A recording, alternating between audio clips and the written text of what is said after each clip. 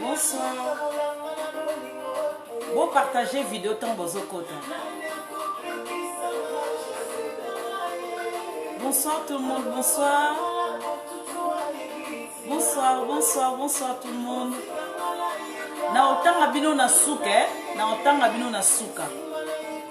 Bobi mate, na otanga bino na suka. Bon partager. Bon partager, bon partager. Bonsoir.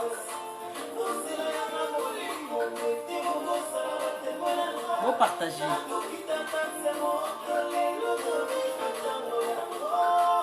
Lelo makambeza ebele ya koloba. Lelo makambeza ebele ya koloba. Bon partager, bon partager.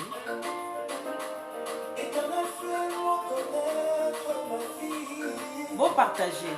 Et la mesure de mes jours telle qu'elle est, je saurais comment je suis fragile, oh mon Dieu.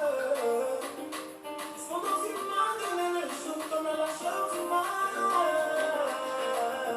Oh Seigneur, c'est moi dans tes bras.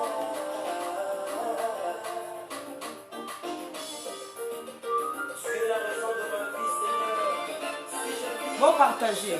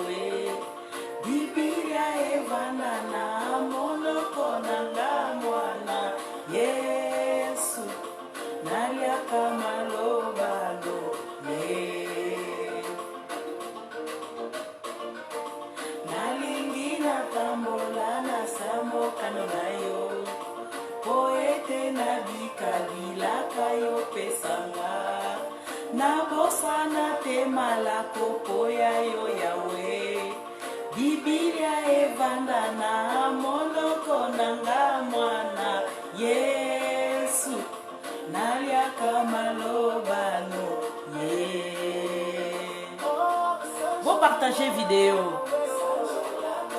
Lelo masolo eza ya somo. Eza koyinda lelo. Na otanga bakombo na bino na suka. Parce que masolo eza ebele, événement eza suka. Naya wana seza yo Yesu. Nabikaka pona yo. Tozong sa maton de panzambe nano. Ndenga ba télévision depuis na tongo tisikoyo. Je suis très content de vous retrouver ce soir.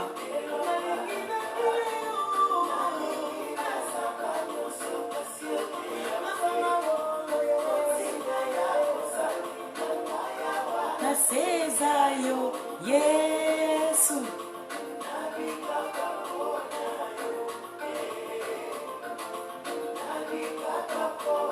Lelo masolo eza kitoko lelo. Bao bako rate barate yo. Bakirota na YouTube.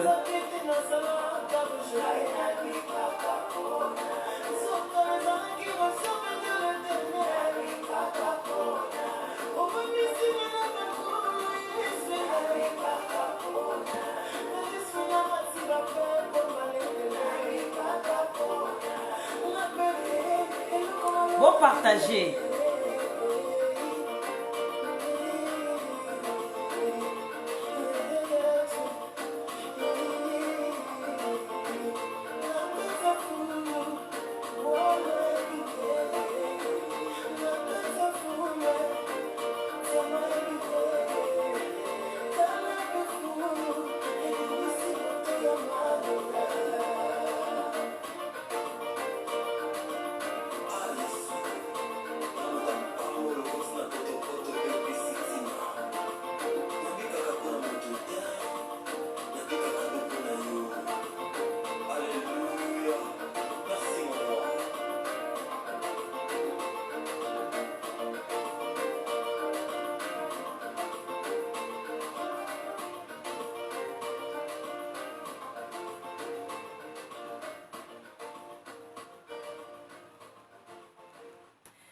Voilà, bonsoir, bonsoir Nabino, bonsoir Bao Balanda Kangai, bonsoir peuple congolais, bonsoir Nabino. Maman Jessica Chala, en tout cas, Zala très patiente. Au Koyo Kaba nouvelle par rapport, il y a 20 millions de soldats militaires congolais. Papa Thomas, hein, Papa Thomas na katelio likasa pour toujours. Au moins au tini un message na bon reçoit na yo. Depuis au kekino bosani ngai papa boaki singa vraiment. Eh. Nga ba boaki saranga te. Zela. Voilà vieux na ngazo seka. Seka na seka. Obi ozomona so ba live na ngate na salon na nko. Papa Thomas, au boaki singa vraiment. Essaye l'autre, Zela. Essaye l'autre. Bande konangai, non. Congo ko, lobby ko. Donc Congo on est dans la série. Bonsoir tout le monde, bonsoir, bonsoir, bonsoir, bonsoir. Bonsoir Nabino, bonsoir. Bonsoir à tout le monde. En tout cas, na sepeli mingi na zana joie ya ko retrouver bino lelo. Congo wana, Congo, Congo, Congo. Ah mon Congo. J'aime mon pays. Ezana. Ouh, ma solo na nécessité. Ma solo na nécessité. Bon, vous savez, avant de côté vivre sujet na biso, na seki na bino bo partager vidéo siko. Papa Thomas, il faut partager. So partager teko lika solo na katela kiyo. Et au kata masusumba mi ba. Bonsoir pasteur. Bonsoir pasteur na Canada. J'espère comme il déjà na kin. So la pesi pasteur na rambo tete. Ha na royo kango. Na inbox. Bonsoir tout le monde. Bonsoir papa Félix. Bonsoir, bonsoir, bonsoir. Papa Félix partagez vidéo. Na kotanga ba kombo na bino suka. Siko non. Oh na tanga raté na kotanga. Botika na évoluer parce que tellement ba nouvelles les amingi. Ba seré zali. Makambo bimisi zali. Bande konangai, oyo, franchement, ezali, comment je peux dire, avant na kota vivre sujet nangai, avant na kota vivre sujet, bino moko boyebi, ba vieux na biso oyo, ba pasteur na biso à Canada, bon ba sala kamakam na CC, ba papa Thomas. Papa Thomas, papa Boniface, monsieur le maire, papa Désiré, papa Nabiso, écrivain Nabiso, papa Jean-Louis Chibalang.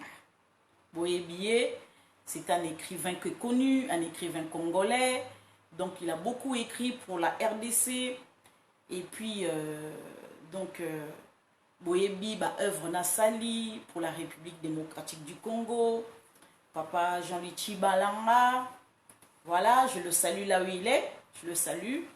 Et il a lancé Cagnotte pour notre frère de sang, de père et de mère. Kadiombo. Maman Moski au côté en retard. So au côté en retard. Kata moulaine na bois qui sont. bonsoir maman Moski, bonsoir la bilonio surtout, bonsoir dans tanga comme la bilona. Oh atanga ka batuni, na tanga batuni surtout, na sa amalgame. Donc voilà, Papa Jean-Louis Tibalanga a eu l'initiative, elle a eu l'idée de lancer une cagnotte pour Kadiombo. Je l'ai publié, je l'ai partagé sur mon mur. Voilà, donc je demande à tout le monde, là je lance, comment je peux dire, un message à mes compatriotes. Ce n'est pas moi qui a eu l'initiative, c'est Papa Jean-Louis Tibalanga qui a eu l'initiative de lancer la cagnotte en fait pour aider notre frère de père et de mère de sang, voilà. C'est Kadiombo TV, voilà, c'est devenu Yumbi, Yumbi, je crois, Yambi TV, donc Kadiombo TV. Il a lancé cette cagnotte. Vous participez, voilà, vous participez à cette cagnotte. Vous mettez même 1 euro, même 2 euros, même 3 euros. C'est très important pour notre frère Kadiombo. Qu'on puisse leur acheter encore d'autres matériel ou sous donc en mieux, voilà. Donc tout ça l'effort, tout contribuer vraiment à singi vraiment d'urgence, c'est-à-dire nous supplier bino les apôtres na lancé l'initiative on a été ezali Papa Jean-Louis Tibalanga m'a lancé nini cagnotte wana na partageant mon mur nanga bo kende bo contribuer pour na Papa Kadiombo ndenge bazwa ki ba matériel na ye ba yiba ki ba matériel na ye. C'est très important, s'il vous plaît, je vous demande vraiment, je vous en supplie qu'on puisse contribuer. Je vais revenir encore au milieu de mon live pour vous demander encore l'indulgence, s'il vous plaît. Participez. On sait que nous, les Congolais, pour participer, même pour donner 1 euro, c'est très difficile. On a la main d'un robot. Or que l'argent, c'est rien. L'argent, c'est rien. Quand tu donnes la droite, gauche et batté, s'il vous plaît. Ne me dis pas que tu as donné à droite, après tu vas aller parler. C'est moi qui avais donné à Papa Kadiombo. Gauche et ça, droite et batté. Boye blablabla wana te tam so eza li pamboli à travers ye yo ke ko pioto la monoko li pamboli ke na mai yango na lancé s'il vous plaît l'initiative wana. C'est très important pour na Papa Kadiombo, s'il vous plaît, bo participer na sengi na bino vraiment bino mo boyoka ki ke ba yiba ki ba matériel na bo ke participer bo za ba spectateur te botala akara boye lelo eye lié mais lobi pe koye la ndeko na yo yo poko sala mama Lisette loba na ngai po na ndeko na ngai boyibo o ko senga nga service au moins que soko participer za malamu pe na rendre pe service wana to s'entraider entre biso na biso. C'est très important. Voilà, je viendrai tout le temps vous marteler. Demain je viendrai encore au milieu de mon live, je vais vous marteler à la fin de mon live, je vais vous marteler à des gens qui n'ont pas entendu, qui sont rentrés en retard. Voilà, donc en tout cas, Ezali, très important, message on a autopé Samino. Joyeux anniversaire, joyeux anniversaire, joyeux anniversaire, convergence pour l'émergence du Congo. Joyeux anniversaire. En tout cas, nous souhaitons joyeux anniversaire. 10 ans les lots, 10 ans les lots, 10 ans les lots. En tout cas, Association Convergence pour l'émergence du Congo, CEC. Voilà. Donc, le président qui dirige cette association, c'est encore l'écrivain Papa Jean-Louis Tibalanga. Voilà. Donc, joyeux anniversaire, c'est déjà 10 ans. En tout cas, tozo senga vraiment action ezala susu ya makasi koleka ndenge ezaki ya liboso. En tout cas, cette association en fait, il a relevé le défi. Cette association a relevé le défi. Vous savez, en 2013, quand JB Piana voulait faire son concert, il y a d'autres, on était partagés. Il y a d'autres qui étaient pour, il y a d'autres qui étaient contre. Donc nous, on avait interdit déjà que le concert n'aura pas lieu. On n'a pas voulu parce qu'il y avait trop nos enfants qui se faisaient engrosser par les musiciens. On prenait enfin, la plupart des gens qui prenaient leur salaire, leur argent, donc leur salaire, ils donnaient aux musiciens. C'était devenu le bordel ici à Paris. Surtout en France, le bordel total. Donc on a décidé, il n'y aura pas de concert. Et JB Piana nous a lancé un défi. Il a dit le concert aura lieu. Et donc, comme JB Pia nous avait lancé un défi, les Congolais se sont levés. On dit, ah non, ça va brûler ici à Paris. Donc, on connaît les vieux qui sont dans la diaspora, où ils vont pas, comment je peux dire, dans le dos de la cuillère, oh non, et la bagarre, non. Ce sont des vieux qui vont plutôt... ils vont saisir la justice, ils vont saisir, je peux dire, monsieur le maire de Paris. Donc, ils vont plutôt faire des lettres.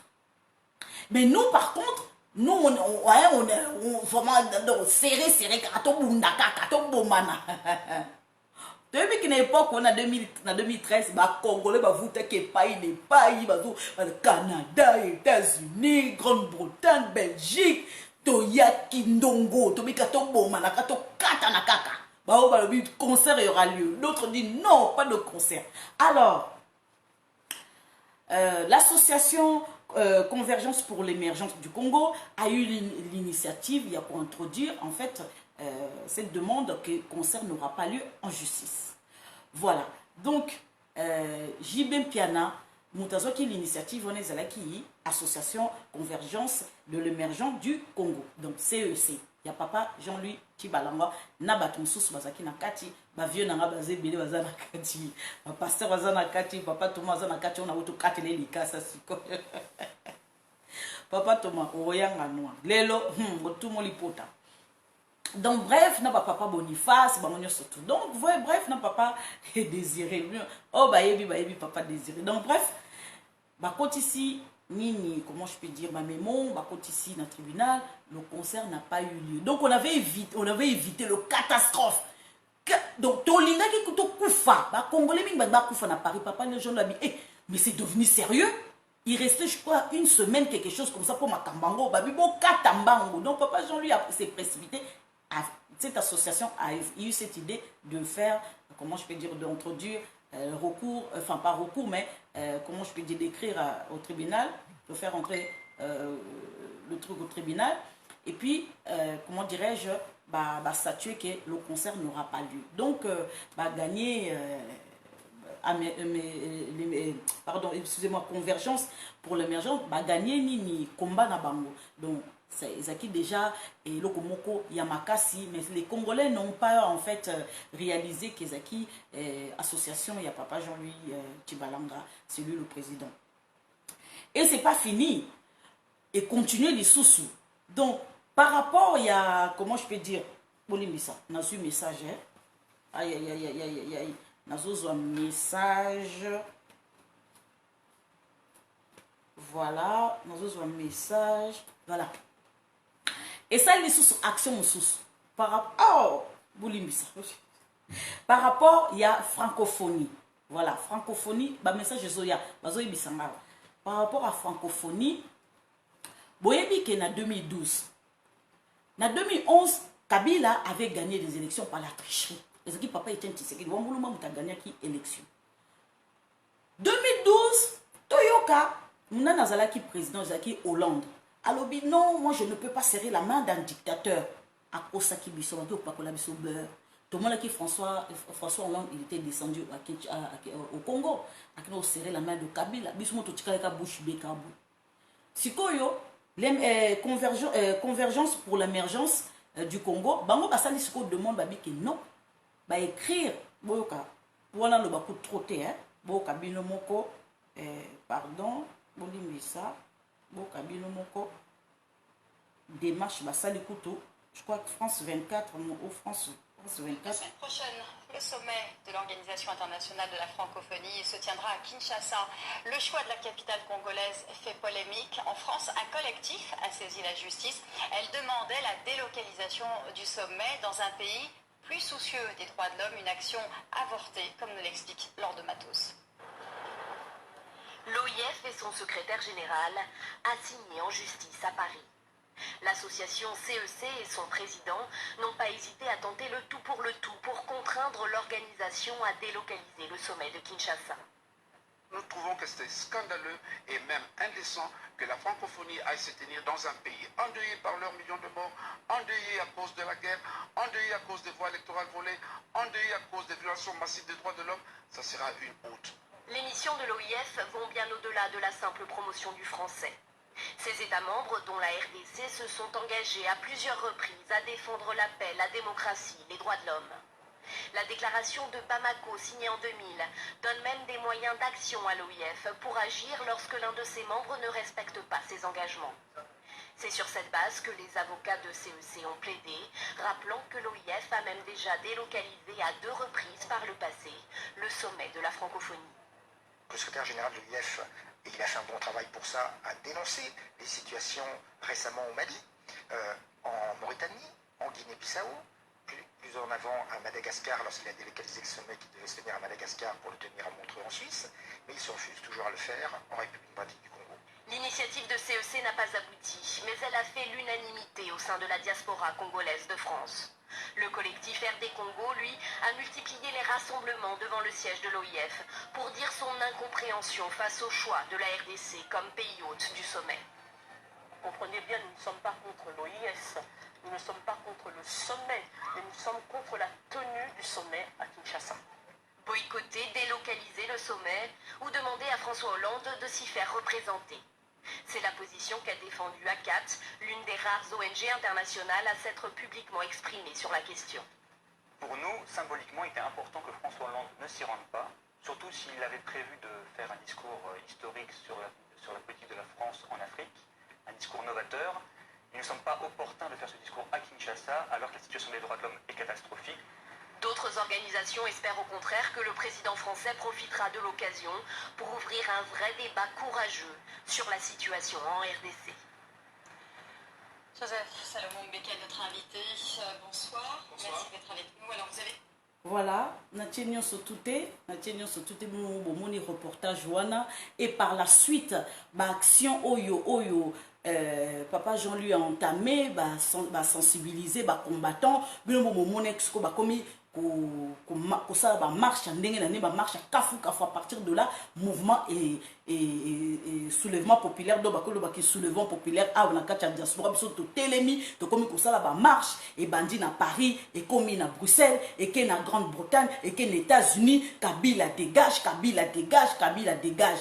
Donc ce mouvement là a commencé depuis l'association de Papa Jean-Louis, vous avez vu, vous avez entendu donc ce que Papa Jean-Louis a fait par rapport à Yambo Cannabiso.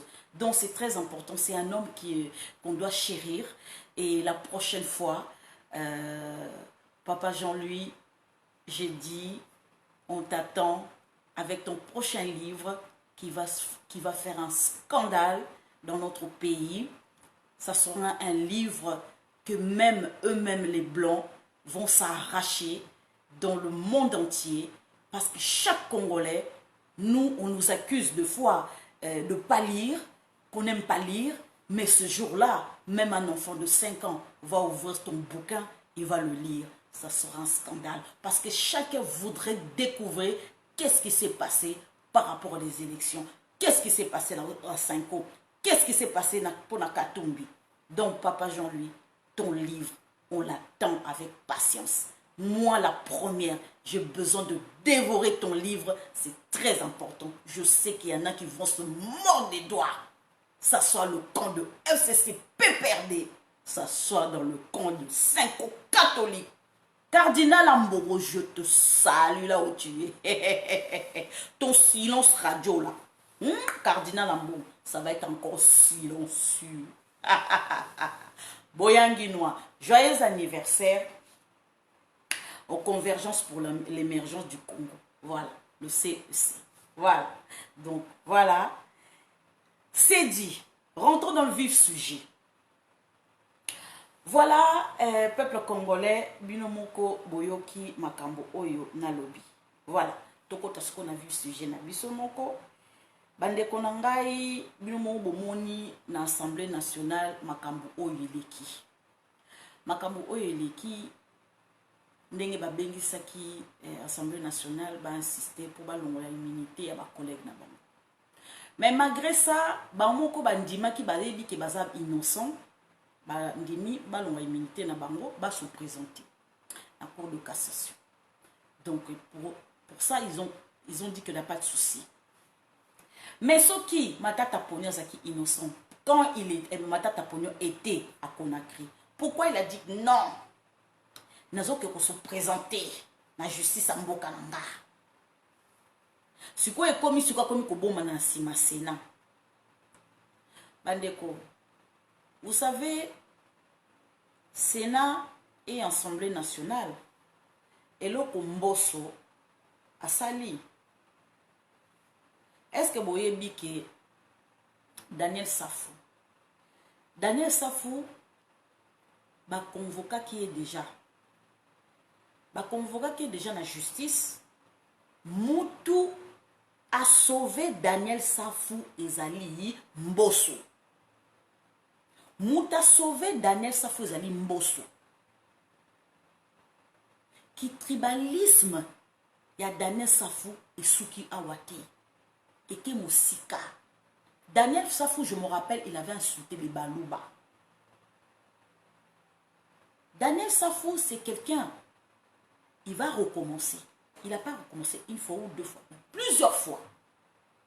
Mouta sauvé Daniel Safou Zali Mbosso. Bakebisiye. On avait fait maman, on dit que maman na tapage. Ba yoki biso surtout nga koutune dans na Twitter, na Facebook, na page nanga, ba live, ba yoki tozaki ya kodasuka. Daniel Safou est devenu azongi sima komi. Bandeko. Daniel Safou a olobaso lokote. Oh, aluka problème soki na moto. Rien. A oluka soute. Bandeko. Oyebi na oseka mingi makambo oyo ezoleka na kati ya mboka. Vous savez,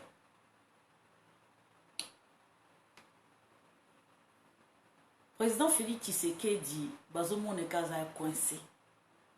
A coincé te.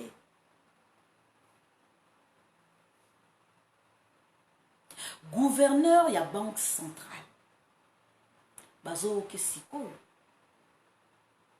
On est en train d'entendre. Ba détournement oyo bango basali. Ba dossier oyo zo mona na kuna zali kamo sakana mote. Bandeko nanga. Jules Alingeti na tongwa lelo a bien protégé. Ce qui bon moni na mutuka na ye ba criblé ba balle ba témoin bazalaki et touché été. Jules Alingeti est en danger. J'espère ba doubler Susuko ba garde na ye. Jules Alingeti azana ba dossier moko. Ce qui bon moni ke ba fila qui est, tu ba criblé plein de balles. Ça veut dire que azana ba dossier moko ya gravité moko likambo sakanate. Ba dossier mususu bino boyebite, ba dossier mususu en cours. Oh ya zana déjà. Ba to bazo se préparer ba pesa ye. Bo so ki Jules Alingeti akufi, ba to wana ba retirer dossier na ba pesa zate. Bande konanga Jules Alingeti a pandi ma bala batu. Ba 15e bureau ba panzani. Ba 10e soki ba 20e tiroir ba panzani. Ba José Makila bazaka soki ba 20e bureau. Ba sona siko ba olia nini. Vina ba musiko esuka wapi. Ba carte visa prépayée ba moni ngo kuna na Italie eza kosomba biloko na bamagasin basapatu basaki barouge à lèvres babijoux bamoni bacarte prépayé kuna baliste bimi Jules alingi abomi mabala bato abomi nayebi soki bauti mariage moko euti osala makala mingi te Jules alingi abomi libala wana carte visa prépayé abomi libala bato nzambe na nguya koloso masi Jules alingi pandi mabala mwasi abatake kobota mwasi oyo sikoyo bakosala leyati ndenge nini Jules alingi pandi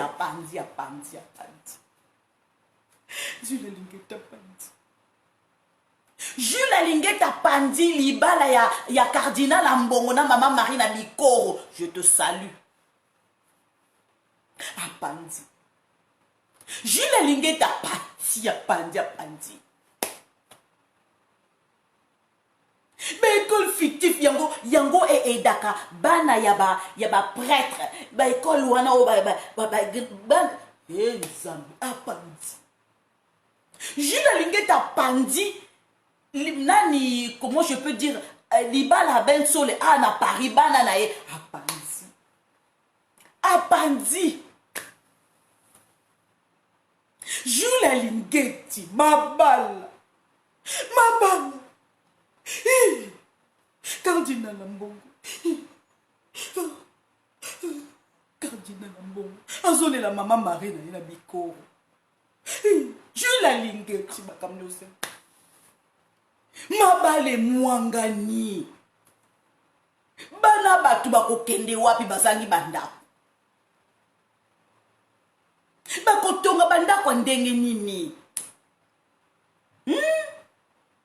babaki koloué bahotel awa bafeti tous les jours samedi bakovivre ndenge nini bakokoma chômeur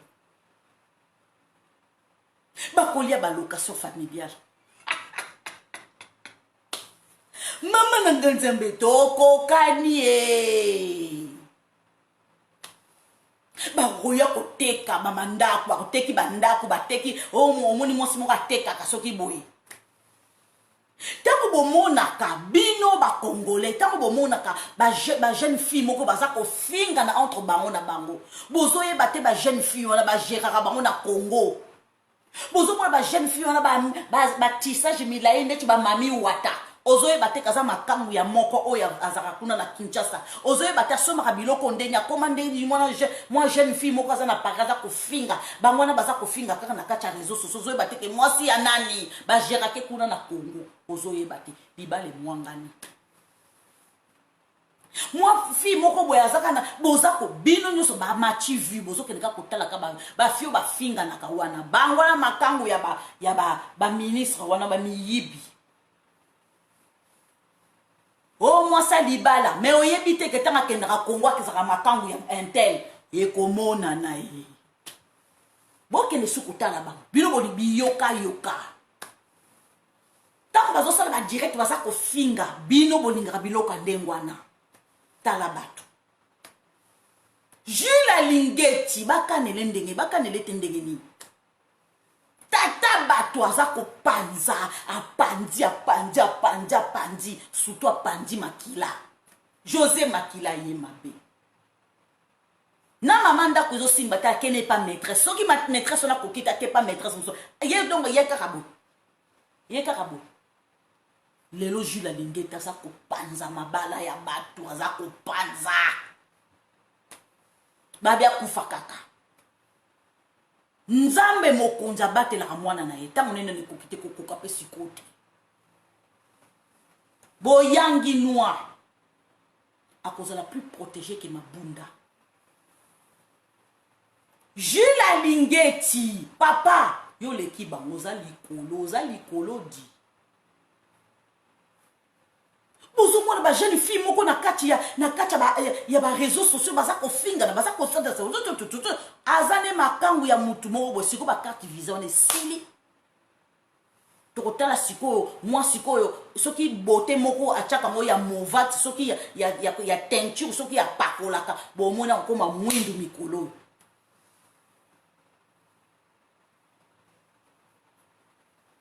siko so akomi mwindu yazaka ne pembe so omoni sikoyo en réalité akomi ne mwindu so akomi kokima réseau social akomi ne mwindu monge sili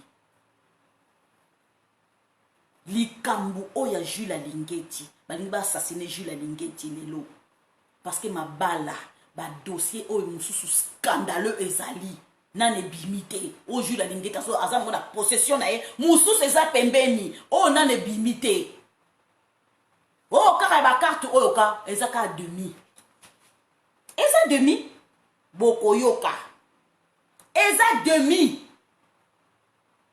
non boyoki te non boyoki te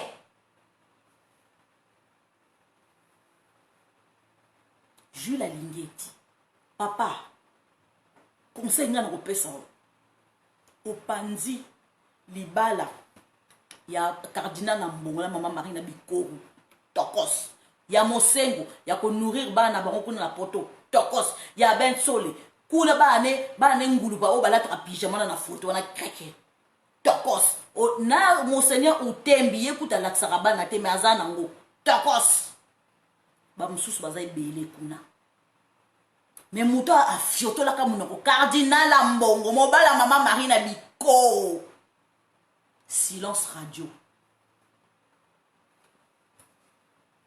Boroswa été Jules Alingeti continue modèle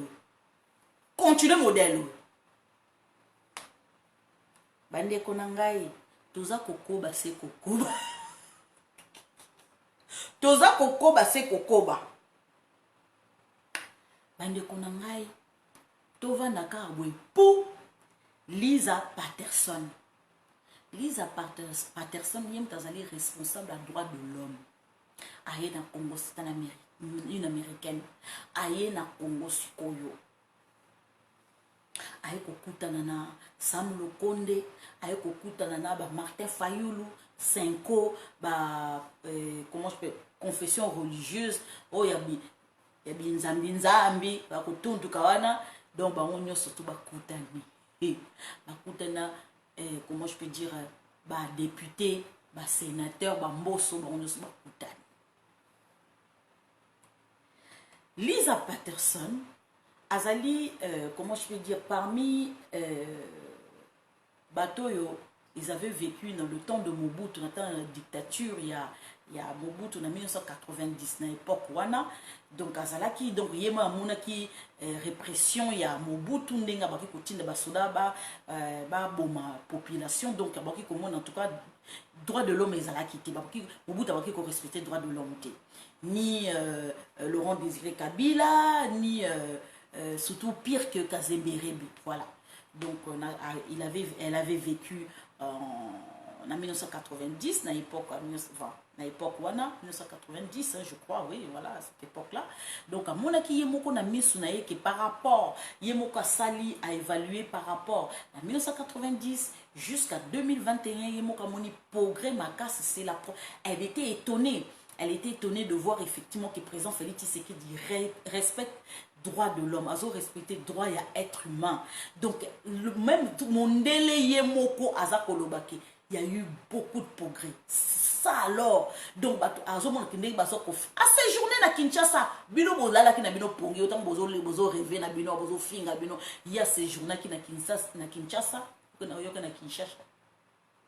A séjourné ki na Kinshasa, azo observer ndenge rapport ba PCLI en tout cas président Félix Tshisekedi ba point za ko mata ake ko pesa rapport kuna na gouvernement ya Joe Biden ake ko pesa rapport que Congo eza ko respecter droit de l'homme c'est comme ba journaliste la biso ba keote ba respecter ba journaliste te président de respecter ba journaliste te respecter droit de l'homme te tala makamba lokuta pro albi progrès za makas akutani na ba homme politique nyonso tout akutani ba confession religieuse nyonso tout Martin Fayulu basali point de presse bazangi kutu likamba koloba abuki bango eloko ya yebisi bango ba investisseur ba koya ko investir awa mutu moko te ya empêcher qui que ce soit au soulèvement populaire au likambo moko esala o te peuple adasuka tolingi koyoka mote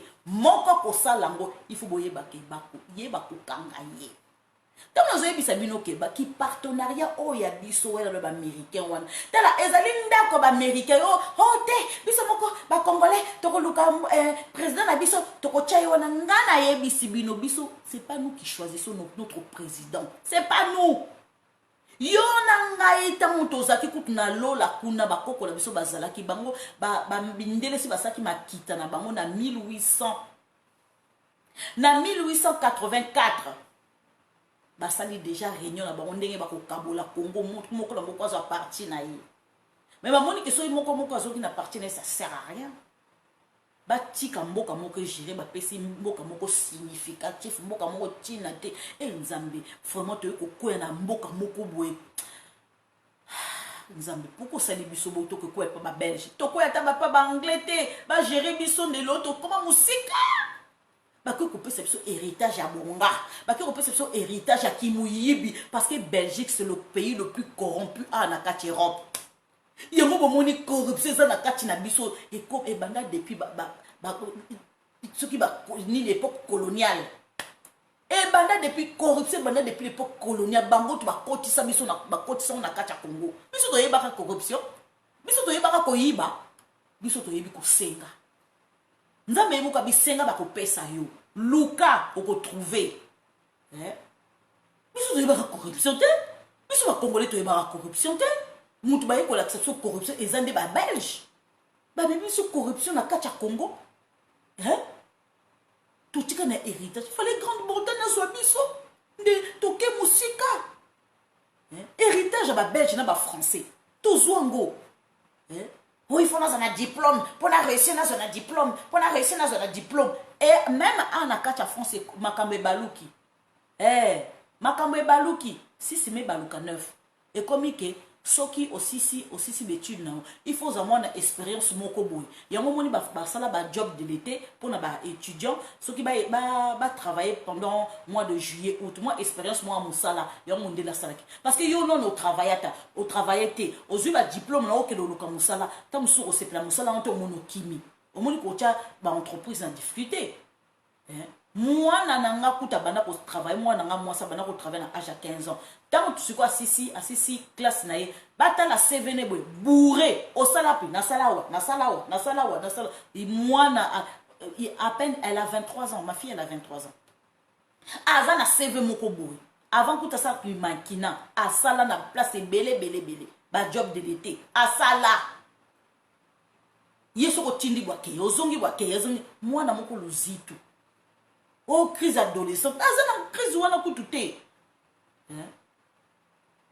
En tout cas, nous avons merci. La crise d'adolescent, wana ezaki ba mindele mu baloba biso de mona ngote. So ko na kacha bon nzambe mwana o samba crise adolescente o abimi ake ya so wana molimo mbindo. Ezali nzambe te. Nga mwana ngabati ko sala na crise adolescente o wakala. Wana ezabino. Eza être même dans le barabon nzambe te. Oh, comme une adolescence, c'est quoi ça la crise des la raté. Yom t'as inventé un. Ndé t'as inventé, fait ta maman, fait ta tata, fait ta coco, fait ta nani. Bis nzamba ça va fait tu wanate. Fait ta maman, ils ont tous les jours. Yo so mon école la maman. Yo so mon école la papa. Ndé no yebi ndé rosana maman. Oyebi ndé ba melisa ramwana. Oyebi ndé ba battre la ramwana. Oyebi ndé instant on est automatique. Et où t'arrives pas nzambe. Donc zo ba ke mondele mutapesa ke mayele wana. Il faut réfléchir aussi. Et quand la maman est à la raté, tu es bien à protéger moi. Et où t'es maïle, on est où t'es pas ma mindele. Tant que vous avez Seigneur à paix sur maïle, wana kaka. Cause la maman, quoi va pour protéger moi.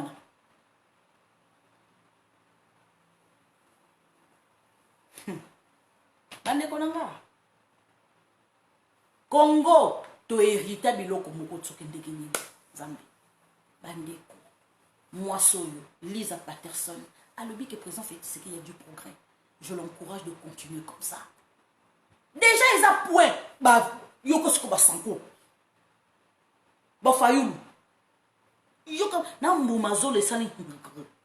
efungwa badasuki obedi basuki bapoint pa président Félix Tshisekedi bango bakasaki yo te dialogue ntango mwasi wana ye Liza encore aza komba Liza mama encore baliza matata komba Liza euta na Elizabeth voilà kombo nanga Lisette na kombo Liza euta na Elizabeth voilà donc bakasaki baovanisa bango bati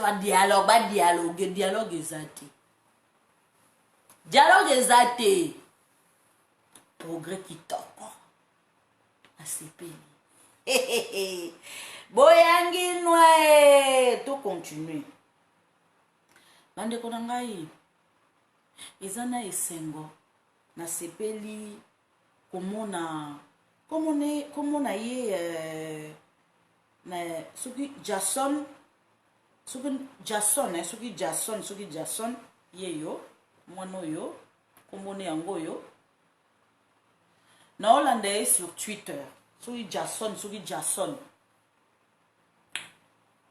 mwana oyo asali barévélation moko etouche président na niveau moko ondima te tala bolimbisa ngai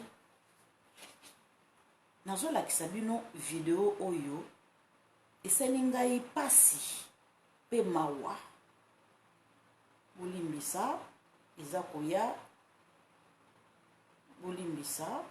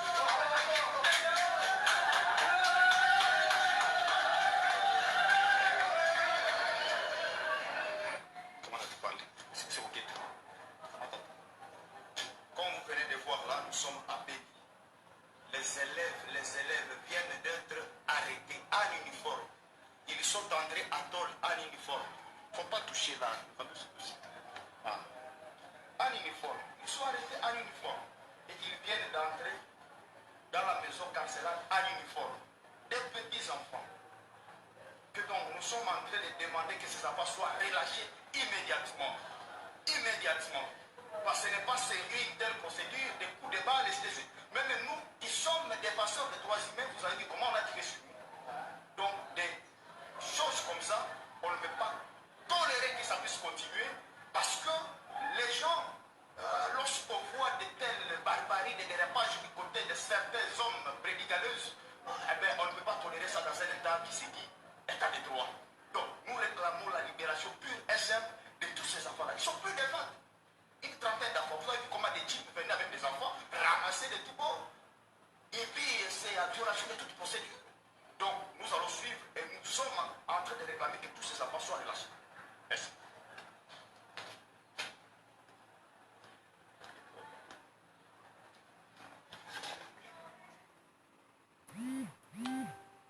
bomoni bino moko makambo oyo mwana na lobi mwana na kosite alobaki nde vérité bandeko na ngai président Félix Tshisekedi se trouve à Bunia province ya Ituri akomi na Bunia ya Kilobi province ya Ituri au séjourné makambo au président Félix Tshisekedi ayoki et pas mwana wana alobi ke bakanga ki biso mususu babuki bango maboko liboko. Est-ce que président Félix Tshisekedi alobi devant caméra lobi je ne savais pas yango na lobi vidéo yango yo ça date de mois d'avril, un mois après tout bakutu 2 mois après, président Félix Tshisekedi n'était pas au courant. Ba collaborateur na ye, ba misusu na ba soi-disant ba conseiller na ye, mususu tout le monde a ba Facebook. Ça soit les collaborateurs, il y a président, ça soit les conseillers de président, oyo tout le monde a ba publié, tout le monde a ba Facebook. Ba mila qui sera biso ba collaborateur à président, biso ba conseiller à président. Donc to yeba congolais sokoza mutu moko bo pembe na moko. Il faut ba yeba okaka discrétion exate. Faut ba yeba kayoza po nini basi ba banga yo, batu ba banga yo. Ngali kambo na ozwanga te ata kutozali soki comme soki neveu ya soki ya comment je peux dire ya soki Sarkozy soki Hollande soki Macron ozwanga te o impressionner ngako iloko ni ba impressionner ngati eloko ba impressionner ngati po yo tambola mutuka munene ngapi na tambola na mutuka munene musala yo ozwi na Congo kuno zela ki ozwa musala na Congo kuno mangasi na bande ko sala depuis longtemps depuis des années. Ils ont impressionné ngate. Oza conseiller président, il faut osala musala pour le président. O rapportaka oyoza komona. Ba vidéo modèle et tamboli. Pardon boli misanga. J'ai un message. Ba vidéo modèle et tambola qui réseaux sociaux toza qui scandalisé. Ba conseiller président ba monya muté. Ah bozaki na temps s'occuper kaka ya kolanda makambu ba deuxième basi ba maîtresse bozaki wana par contre oui boko fungula mbuma miso na bolandi so moni moi sa pembe moi mi pende moko pembe wana kutu obosa na kutu za kozo wana kumike paka pika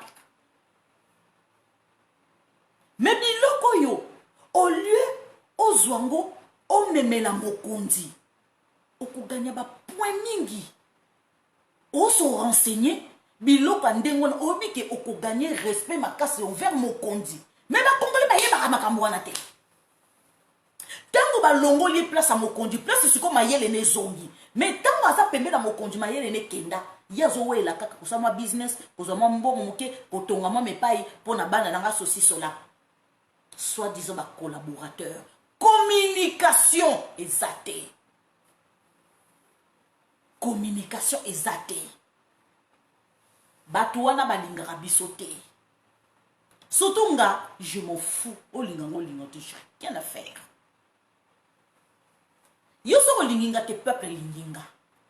Nda na vivra pour na conseiller te, na vivra pour na collaborateur te. Oh nazo sala live pour non, nazo za na même vision que le président de la République. Donc ceux qui n'a dénoncé ce qu'on a mon président, je m'en fous. Président Zanzambete. Congo wana ezali ya président Félix Tshisekedi teza ya ngai ya yo ya biso nyonso tout. Musala ezaka na présidence te. Musala ezaka te okoma kaka o diplomate okoma soki nene osala politique okoma riche te. Mabele nde mokonzi. Yo zalo na président des années mais ngai nde na okoma agriculteur, agricultrice. Na ozala éleveur. Yoza no kana présidence pendant que nga nazo mata. Misala musu se zawana kutu batu bakipango te ekoko porte mbongo ebele. Biso ba congolais toza riche. Makambo oyo vidéo oyo eleki. Il fallait pas apporter na mokondi. Mokondi aza au courant te. Oh mais quelle soni. Quelle mauvaise communication. Et ça linga mawana soni. Président Félix Tshisekedi azo gérer mboka na ye moko. Mutu azate pour aider ye. Ba collaborateur, ba conseiller. Bozo mon angote. Mokondi a beaucoup de choses à faire. Azana tangote watala. Ako aza ye moko. Bozo tenir yo au courant que babeta ki masasi na beni. Azo apprendre en gros devant un journaliste 2 mois après qu'elle sonne président Félix Tshisekedi tobana ki kolobano depuis longtemps changer ba collaborateur na ba conseiller Oyo babandaki kolando na Bruxelles wana, ce sont les boumous d'abord. Ce sont les boumous d'abord. Balingaka mboka te. Balingane matu vu. Oh, lelo vraiment ba yeba mal.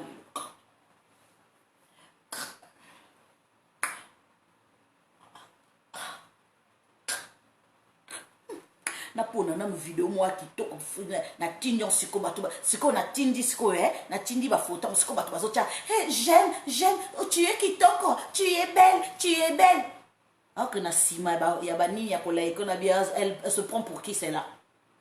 Yo kasi congolais a rolingo vraiment vrai que yo za conseiller on ça tiak apose tindo lobike balinganga ya solo. Donc tu vis en virtualité. Yo vivra dans virtualité. Yo kasi vraiment ba congolais malingaro. L'être humain est hypocrite. Oyanga moi. Soi-disant ba obi ki na ba mutonta masolo ba c'est un conseiller de président. Obi na monika go zei. Na moni tinate. Nanga kutu na za conseiller président le ka moi live nga na za mieux ko le kai. Président tala rabinote ote ndenge président pesa rabiso mbote wana naza conseiller nakena kotala soki banini nakena kotala wana ne conseiller yo kasi biso to sala lozu message ya ke la e comme la mokondité soni isa soni na mawa na lobi yango na nko soko moni moyen to bloquer ngo kehi ngani na za na bino ke na koyeba na petit à petit l'oiseau fait son nid na kendaka malembe na za précédent nzele za mulai Congo wana izotoma malembe précédé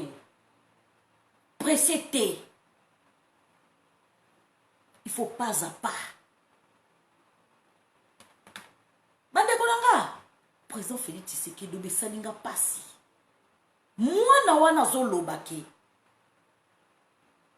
baadef nalu bazozwa bana mike bakoma baguetteur na bango babana kodénoncer makambo ote moto aza mabe bazwi après bakotele babomi eza bazo embaucher bana mike ils ont pas pitié mwana wana il faut ba protéger soki Jason aza en danger na ba camarade naye pour dénoncer azui clé USB atie makamususu na kati ezaka pona président Talango makamusu ngana oto yebite kaka président Talango et ko révolter yango bana ya Sud Kivu baza très intelligent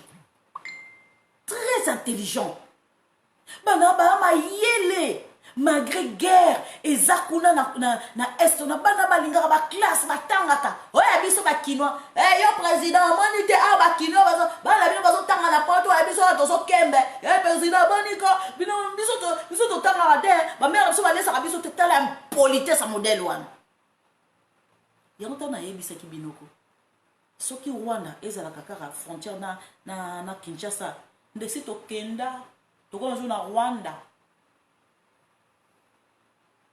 Mais bana wana ozomona malgré difficulté mais baza na besoin ba kende classe ba yekola tala exemple à modèle wana ya biso te ya biso oya katanga kutu koloba te basi esi ba tie ba masque nzambe na nga na tele makutu na zo masque moko boy masque na nga ba tie ba masque bolimbisa ba tie ba masque Baso revendiquer quelque chose. Hein? Biso, les Kassaïens, on demande aux Kassaïens d'arrêter ça. Il faut qu'ils retournent dans leur province. Banamiki, ba étudiant. Vous devez que nous contents, baso soit quatre bien, moi, baso qu'on déclare ba fausse déclaration. Ba on va katangé. Telle idée, ba assassin. Mais bana Sud Kivu. Malgré guerre kuna baza bezo batanga tala ninga zo respecter président azo ba donc obi luzito nyo surtout oya biso te Oh, kuta na Équateur, kuna bi boni ko ye posi a lo sami ni wo. Bi so ta hate. Bi a do luka a do lia a do le do lia ni bi so a lo da. Wana na Équateur. Oh, kuna na Kasai, kuna babi. Ah, ici, yoga français, kuna. Mais ici, il n'y a pas état de siège. Hein. Là-bas, non, ça ne va pas ici. Hein. Non, on manque à manger là-bas, hein, le français. Naba comment kuna ah biso de dans toza ko lia roti biso ko ani ni obo ko na kinwa kutu boniko ya ne baki yanke siko boniko ye président skazo mwana siko ya nani ti modèle biloko wana ta ba manque de respect bande konanga mwana ya touché motema na makasi a touché makasi. Bandeko. Oyebi, président, avant même, na bandana du solo yo, général Quasimoto. Bao baebi général Quasimoto a Koufi. Il y a à peine une semaine, général Quasimoto a Koufi. Abana qui peut gérer hôpital Bobi Ladawa et hôpital Semiva Quasimoto Akoufi na tension ce qui crise cardiaque quelque chose comme ça balo bien moté hein yim tabako gérer quand koko afongola kutu boîte kuna na quand koko comme na Quasimoto bande konangai détournement na détournement abakoki koteka minduki bakutaki na minduki abangaki kokende boloko asali crise cardiaque akufi wana bazoloba mote est-ce que bomoni na est kuna bande konanga est-ce que boyebi que président Félix Tshisekedi tant akotaki na pouvoir général Mbala Kabila nomaki 3 mois avant élection, Kabila nomaki lokola général d'état-major, mais sans fonction. Kabila mutabaki ko gérer, ko diriger. Yazaka ke ticket à pamba Kabila mutazo diriger. Dans l'élection ici, président Félix Tshisekedi a kutaki en fonction. Akutaki tant que général d'état-major, mais sans fonction. À rétablir rien à fonction na ici. Et le président Félix Tshisekedi Assani habiti ko gérer ba ko pesa rapport ba ko brosser président Félix Tshisekedi à la qui que na est kuna il y a 11 millions de militaires 11 millions de militaires président Félix Tshisekedi on a dit bino que awutu ko kota na kati pouvoir fallait ça la état de lieu sur ko koti na kati ndako il faut faire déjà état de lieu. Bande konangai asali état de lieu aye komona yemoko effectif ya ba militaire tamake na est aye komona effectivement que za makamalo ta 21 ya lobike lokola 11000 bazakuna na ko baksa 10000 et comme 21000 aye komona réalité que c'est faux. Rapport au Bruxelles qui est. Ils ont rapport à l'Okuta. Pour ça que le président Félix Tshisekedi. Pour ça président Félix Tshisekedi. C'est rapport à l'Okuta. Donc, Nakacha armé ma magou yezali. Bande konanga. Président Félix Tshisekedi a eu 20 000 militaires et ça dans l'Est. Tant que azomo naka batubasa kokufa. Batelemeli général Mbala. Général d'état-major. Ndeni batubasa kokufa 20 000 militaires bazakuna batubasa kokufa. Oh, c'est archi fou. Yanga loba kiki 21 000 militaires bazati. Ba pour ça qui président. Bande konangai. Tant le président Félix Tshisekedi a dit ko matsa puissance de feu. Ba matériel et c'est commis. Tant le président Félix Tshisekedi a fait ça la pointe de presse naie. Ba avion eza koleka, ba avion de chasse eza koleka. Protection totale. zone wana kaka président Félix Tshisekedi akitelaki ezalaki balayé ata kundinja leka te sécurité modèle wana ntango boyoki ke puissance de feu komata na Rwanda tomoni biimage awa ke basoda bazolakisa baélève ndenge ya comment je peux dire former munduki pour rassembler munduki mais bazokotisa bana na esprit ya ki rebelle eloko biso tozolinga te bazolakisa bango ndenge bakotire balongola bazolinga bazwa bana bango batia bango na kati ya armée bana mike bongo nde bautilisaka bana na biso bakongole babangi moko atindelinga lobiki o te omoni baza ko nani mama René kuta tindelinga na bi oui mama René atindelinga tosoli kuna mama René na bi bazo former bana bango bi oui pour ça qui rebelle pour nini bana ko tirer siko et la plupart ya comment je peux dire omoni mwana moke azana innocent mwana soka baluki kabwe pa attirer yo même si maman René ko simba te mususa tindelinga à part maman René to solo ko maman René abi c'est vrai a mususa tindelinga boyebi likamba lobi congolais kaka tata mobimba na diaspora na Belgique alobi ezapo nani ba côté ba congolais siko ba koboma biso siko bien ngabi ozobanga nini iloko nyozobanga Rwanda zozala isolé ya ona zoloba na ba congolais mingi pourquoi bobangelaka ba Rwandais batia bino na kati ya mituna bino kaka bobange Rwandais aza makasi koleka yo na répétaka chaque fois ozobanga Rwandais pourquoi ba former bana bango tant que bébé na kati ya berceau ba former te itali biso te biso frontière na biso toza ko tchandelo bakokotela wapi bakobandela wapi nalobi je répète encore bakokotela wapi bakobandela wapi ozobanga nini tu crains quoi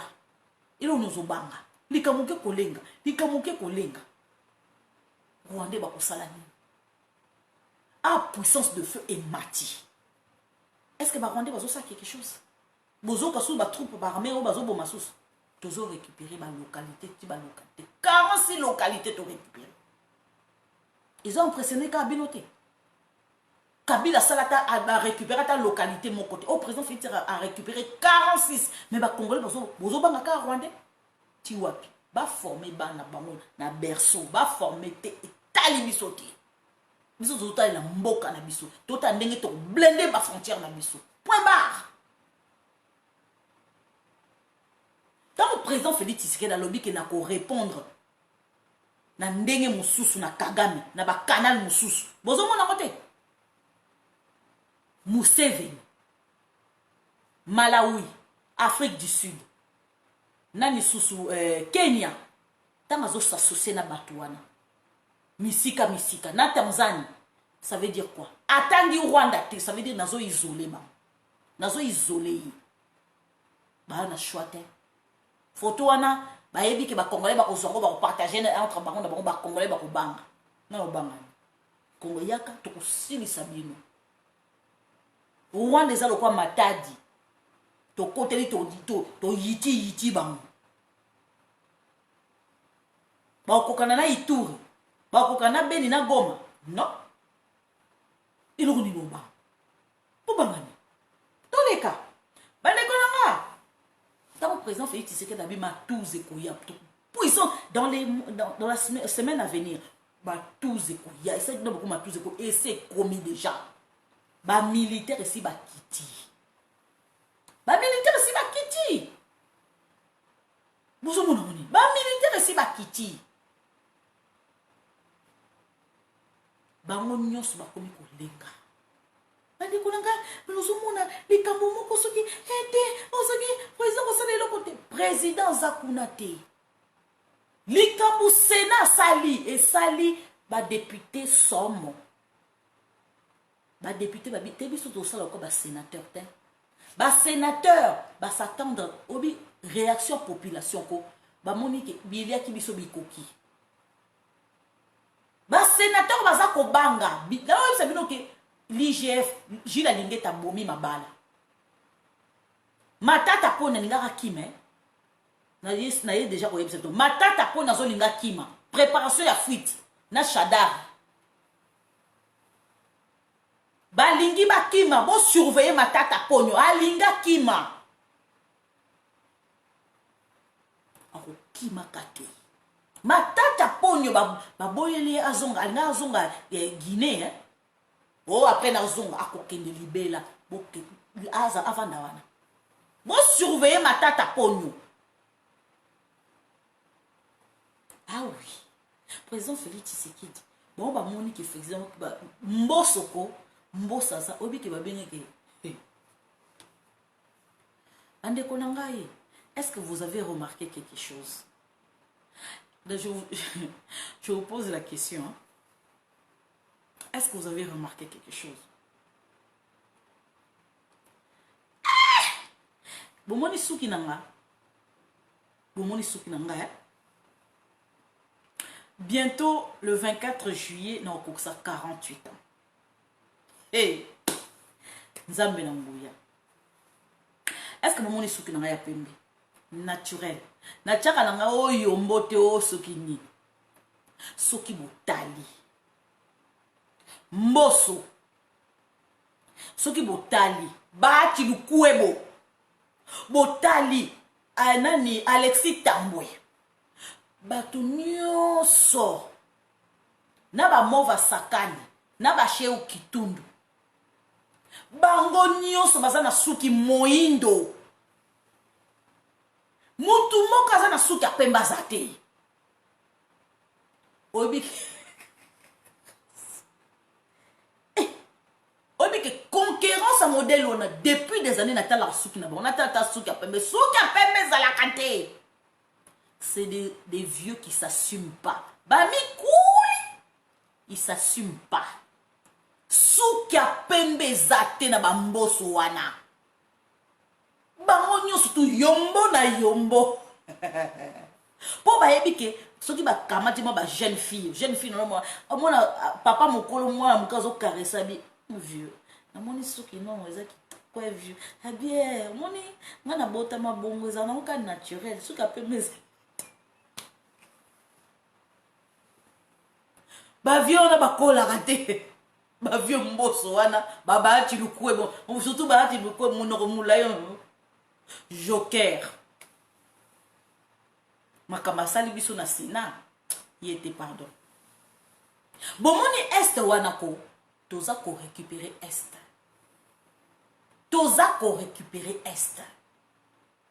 président Félix Tshisekedi azo sala campagne électorale bino bozoyeba te eza campagne électorale au président Félix Tshisekedi aza kosala bozoyeba te kakomi ko gagner bata est na motema na donc bata est président Félix Tshisekedi a comme kota objectif ezali ko gagner la population de est to ko composer ka se soutien na babatu le kwebo to composer na yesu taza hypocrite sourire le col à joker so botali bien joker so boyoki ka joker ezaka baati lukwebo cardinal mbongo yazaki mama Marie na bikoro siko ekomi siko baati lukwebo joker bande kolanga président Félix Tshisekedi des campagne électorale wazo sala eza campagne électorale on va ça latin ou ensemble il faut ça ma carte ensemble il faut ça la boy na tchano makamba président Félix Tshisekedi na koya entre guillemets est-ce que boyebi ke ba trouver 7 millions de dollars na compte ya comment je peux dire Cameroun est-ce que boyebi ke ba trouver 7 millions de dollars na compte ya Cameroun bokomi tuna ba trouva ndeni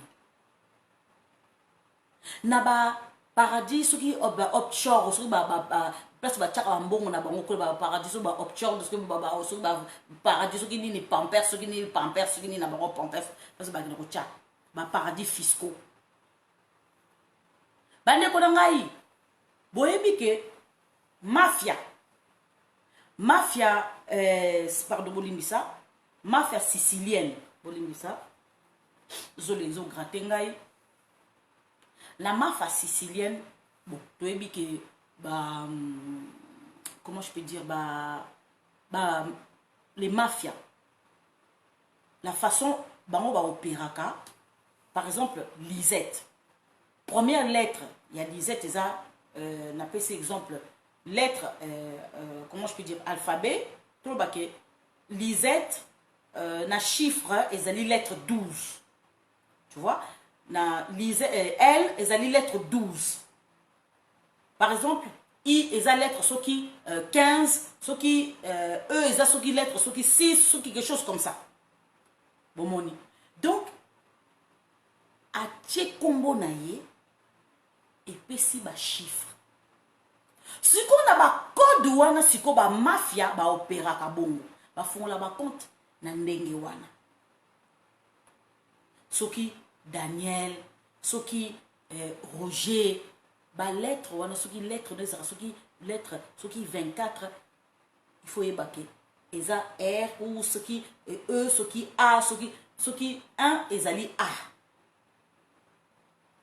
B Bernard B donc ça 2 donc bango bas siko système wana bango basala siko ba Katumbi ba Kabila ba Jeannette Kabila ba Zoé basala yango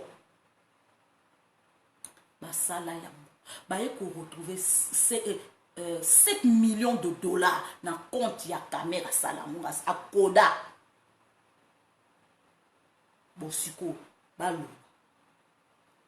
baloba tozela ki ba ministre A tozela ki ba député A oya UNC moko à répondre na convocation ya Billy Kambali te bande konanga est-ce que boyebi ke UNC za ko kabwana comme 2 UNC na ndenge botu nanga toyebi ke Kamer il est mort politiquement mais mutu aza kotinda Billy Kambali soki Billy Kambali ezali Amida Chatu mutu aza kotinda Billy Kambali ezali Amida parce que Amida moto aza kotinda Billy Kambali a attaqué président azinga récupérer UNC na maboko na ye ezali nani Kamer moto nommé Billy Kambali te ezali nde Amida moto nommé Billy Kambali en tant que secrétaire de UNC Maman Lisette ba enquête auto salaka to ko découvrir makam bino boza kolala ba trouver 7 millions de dollars na compte ya Kamer bosiko ya ba kayi ba kité Kamer pour ça la mariage akoka ki ko senga mbongo na banque ko senga emprunt akoka ko emprunter mbongo na banque bon neni pour na mariage na kesenga 1 million na trésor public mbongo ya l'état abali nango azongi si pété babala ni wana mariage te princesse na prince de Zamunda prince de Zamunda abali princesse indienne yoka bakado modèle 800 000 300 000 ba jeep 4 yokwa royaume ya prince de Zamunda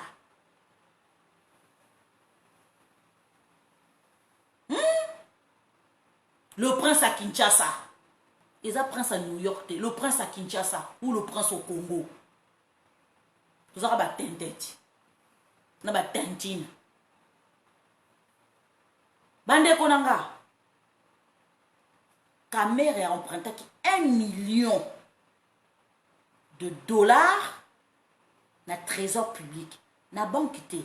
Alors, bito, la banque, est-ce que tu peux me prêter l'argent parce que j'ai fait un mariage? Non. Il y a là-bas qui non. Il y a qui reçoit un bon ou caca, un trésor public. Abimi Simbongo, sans l'aval du président. Sans l'aval du président. Approuver son papier ou signature président Félix disait que d'approuver qui? Les athées. Signature à président les athées. Au moins le kuta. Donc aussi le local moun na kati biloko. Guerre eza na kati UNC mutaza tala moi si wana nani ami daza mobomi. Abomi mobali akoboma parti politique. Ba au moins ngana. Billy Kambali aza député terre, il risque de se retrouver en prison. UNC wana eko mwangana. Tozali awa to récupérer ba. Vous pouvez savoir raison. Après si non un an. To récupérer ba. Bon, le que maman disait on a levé la binoni, to récupérer ba. Bande konanga. Obi kina leli lelo bosembo cour constitutionnel. Na leli cour constitutionnel bolimbisa na longoli comment je peux dire na longoli. Ah, s'il vous plaît, pardon, je répète encore une fois, j'ai partagé un lien cagnotte il y a Oyo Papa Jean-Louis Balanga Asali Pona Kajumbo, s'il vous plaît, je le répète encore, j'avais dit que je vais répéter. Papa Jean-Louis Asali Cagnotte Mokopona Kajumbo, notre frère, notre sang, Asali Ango, Yemutu a Sengingana participé. Donc, on a peine à kocha mbongo nangai, na Sengina binope, aider, comment je peux dire, notre frère Kajumbo. Bah, au bazan na téléphone, il y a Papa Kajumbo, Bobengae. Aza au courant na makambo oyo Papa Jean-Louis Chibalanga Asali. Donc bolimbisanga en tout cas bo participer na cagnotte wana atoza na 1 euro atoza na 2 euros bo tia poto to aider frère na biso mbongo wana ekoleka directement na maboko na ye mutazui l'initiative wana pe et azui l'initiative wana zali Papa Jean-Louis Chibalanga nga nazo aider kaka pona pour mobiliser tout c'est très important to aider bayibi matériel na tozora ba information tous les jours au moins kazo les katé ezo sala biso bien te to yebi lelo ndenge katumbi azali yem tazo abandi ko dévoiler biso makambebele na tiango na mur na nga s'il vous plaît na sengi vraiment na peuple congolais to participer vous allez liboko kilote liboko roboté yopé un jour au koya pe na mbeba au senga maman Lisette aider ngai passer message et on a sengi na bino vraiment pour aider notre frère Kajombo vous en a 1 euro pour que nous participer comment je peux dire na cagnotte oyo na tie na nini na mur nanga s'il vous plaît c'est très important s'il vous plaît je vous demande vraiment avec de tout cœur bolimbisangai bolimbisanga mais nazo un message hein bolimbisanga donc s'il vous plaît voilà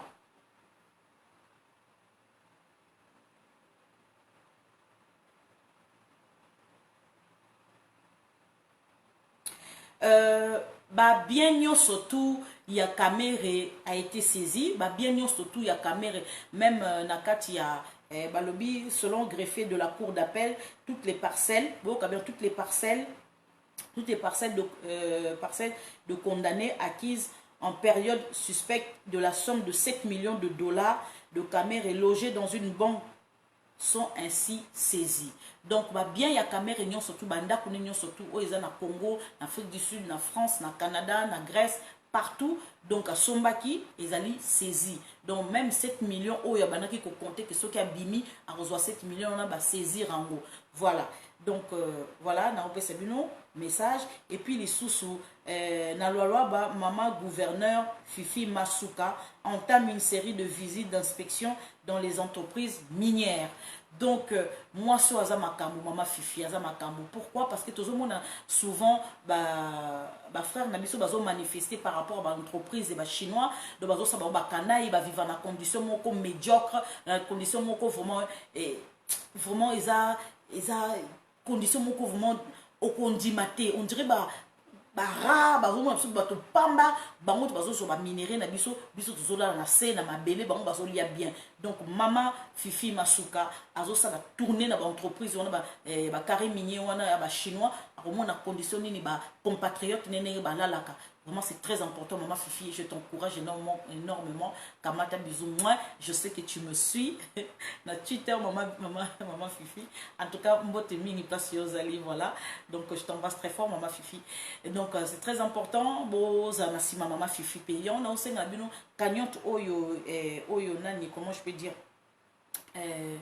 Nani oyo papa Jean-Louis asali pour na kadjumbo bo vraiment bo aider makasi boza la bota la boza ba téléspectateur ou téléspectateur ou ba spectateur bota la vraiment ba bolem sera téléspectateur mais ba spectateur bota la s'il vous plaît bo aider papa kadjumbo bo aider oh pas kolinga atindelaye a passer par la cagnotte atindele directement atindi so ngo passer par la cagnotte vous passez par la cagnotte et aussi la paix qui toko voilà donc ça la paix qui to mobiliser makasi pour naye ngana simba mbongo te pardon bilmo bocha nani comment dirais-je Facebook yemo ko yebini on te ba condition eza makasi puis papa kadjumbo za au courant yemo boye bisaki maman Lisette asali déjà mbela o bazana numéro na ye manayebi ke maman Victorine oza numéro na ye benga papa kadjumbo yebisaki maman Lisette asali déjà publicité donc cagnotte c'est salama kindenge papa Jean yebisaki voilà donc merci beaucoup voilà to continuer la cour constitutionnelle a confirmé la décision de Zoé Kabila, le gouverneur de Tanganyika. Voilà. Et celui de Jean Babanissa. Obi ki nazane sengo suko soki Jean Babanissa wana. Obi Jean Babanissa wana ko ayebaki makambezo leka kuna na Ituri. Ayebaki. Bon, bolimbisanga na gouverneur de Kasaï, Dieu donné Pierre yé ba retourner parce que même Marga celle ba détournement mazong simbongo wana o a détournement pourquoi bazong c'est azong simbongo otika makele tika lukunya azong c'est parce que ça ezali nani fief ya président bazong c'est aussi azong simbongo a coopérer donc vanda kimia ba okanga ba nous ba tchabona makalate voilà vanda kimia oh Jean Maweja o gérer ma bé papa. Ah, papa Nangaï, fier et neki. C'est pas parce que papa il tient Tshisekedi ou Moulumba et que na présent fait Tshisekedi donc tu dois au commis boy. Bonga, et le réseau bon biso ya wana. Jean Maweja, kamata bisou moi place aux alliés. En tout cas, vieux Nanga, je te salue. Voilà. Donc en tout cas sans rancune, papa au gérer qui ma province ma bé mingi. Fallait aux ana entouré na batumoko ba kopi so conseil qui toko. En tout cas, il y a qui tokobiki naza ko sepela. Nani Jean nae ba komone bien te. Obi mutuko soki il me dit rien na ko kanga komone te. Jean Babanissa yekutuko pardon. Na sepeli ndenge ba dessus ba sepeli akozonga suka azonga tata mokete ba place ba kolandele sikoyo. Boko yo kasko ba poursuite ne ba kolandela yi. Na yebisi na tuni Zoé Kabila, mais bon, c'est vraiment que la Cour constitutionnelle aux Zoé Kabila comme gouverneur. Na professeur, na juge constitutionnel, papa Dieu donné Kalouba. Papa Dieu donné Kalouba. Kamata bisou, moi place aux alliés, je te salue, courage. Courage, je sais que c'est pas facile. Na professeur et puis juge Dieu donné Kalouba. Na ye kaka. Boyangi no. Ouais bien, c'est un homme honnête. Un homme honnête mais un homme droit. Alinga bozo bate. Oh, kene gauche droite tu oyoka. No pas ané malamu. Tu es honnête oyoka na bio. Mais yo oza lokola nyoka. Oyoka na te. Bata président ya ndenge président za honnête ndenge pas honnête. Bayangi il fallait battre wana na cour constitutionnelle kitoko bande ko nangai tozongi disco président Félix Tshisekedi obidni nazana sengo ne caméra ke to tourner page to lo do ko nesila desili bande ko nanga et là au moins ils ont réglé bande ko. Est-ce que Boyoki qui Katumbi asali lobbying moko kuna aux États-Unis où azo payer agence ya lobbying wana 40 000 dollars par mois. Ana mbonga au baby c'est. Bandeko. Boyebi aux États-Unis groupe moko boye babe un groupe ya réflexion. C'est ça think tank. Groupe wana baza batu moko boye, il réfléchit sur la politique de ce monde. Donc politique, bon, il réfléchit comment? La politique, c'est comme voyez na Russie. Politique na bango comme les loboy. Lobby aux Alandérini. Na Afrique, tant et comme boy. Tomoni na Mali, ba Russe, ba Koti. Sikoyo après kosala nene. Donc ce sont les gens qui réfléchissent na situation ya monde. Et ça groupe à la personne. Oyo, lelo, bango mako décider que tala na mboka ne ko passer bout. Tala na mboka ne ko passer bout. Peter Fenn azalaki na think tank.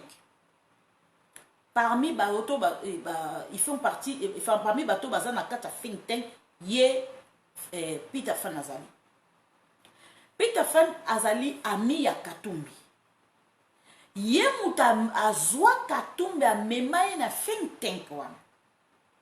Muta bangi ko futa ba lobbying mingi pona Katumbi ezali Karim Katumbi. Karim Katumbi muta yebi bien ba lobbying wana. Aosali la pola mobali. Po ye ayebe lote. À partir ya ba Rwandais, bien mo yebi ki ba Rwandais ba très fort côté lobbying.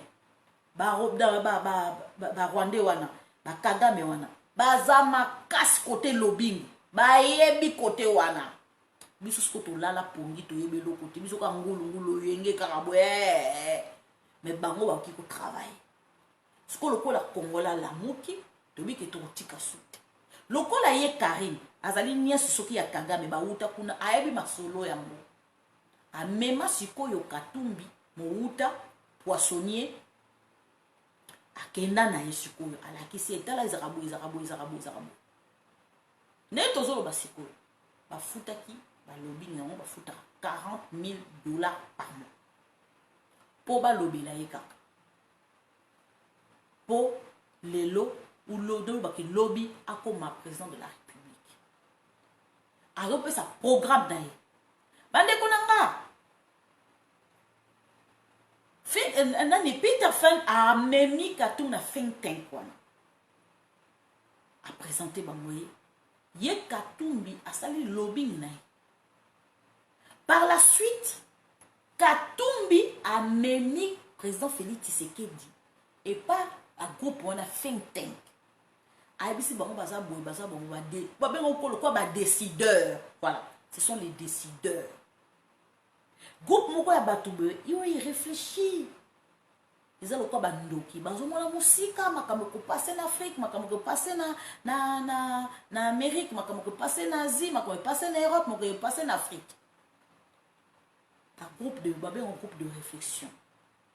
Donc ba memi sikoyo ye Katumbi memi président Félix Tshisekedi comme maya mema ki président Félix Tshisekedi Katumbi ayebi kolobate Katumbi ayebi kolobate tant siko ba memi Katumbi ya kasaki ke non ba ya okoma pas comment je peux dire Katumbi il fait que parler son argent yembo on est lobaka mais ya ko kolobate mais siko va entendre siko yo président de la République donc futur président Erwana ba yoki siko yo programme ya président Félix Tshisekedi eza lokola examen moko za ko passer devant ba Katumbi akoki kolobate.